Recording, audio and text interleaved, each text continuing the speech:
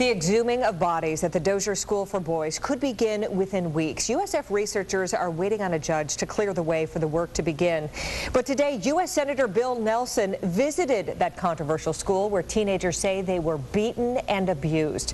Located in the Panhandle in Marietta, 10 News reporter Preston Rudy was there with the senator who vowed today to unlock all of the dark mysteries of Dozier. Heather and Charles, USF researchers have uncovered 50 grave sites here at Dozier. That's 19 more than originally reported. The grave sites are scattered across this area, some over there, some new sites identified in this area, some possibly out into the woods. But in order for USF to exhume the bodies buried here, they need both a judge's order and also money. It's going to be hard for her to find the grave sites over. U.S. Senator Bill Nelson toured the former Dozier School for Boys for the first time today and reiterated he has identified a $3 million Department of Justice fund that could be used to help cover the costs of exhuming bodies buried here. There have been wrongs committed in the past. You want to right those wrongs.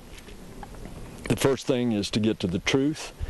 The second thing is to bring to justice if crimes have been committed, and the third thing is to help bring closure to the families of the loved ones. While looking at a map of possible grave sites identified by USF researchers, Nelson also made it clear he wants the truth to be unearthed at Dozier, no matter how horrific and brutal it may be. Let's start trying to find the answers to these questions. What happened? How many? What happened to them? Were the crimes committed? And let's get to the bottom of it. Closed last year after 111 years, dozens of former boys sent to the school now claim they were victims of brutal beatings and abuse at Dozier.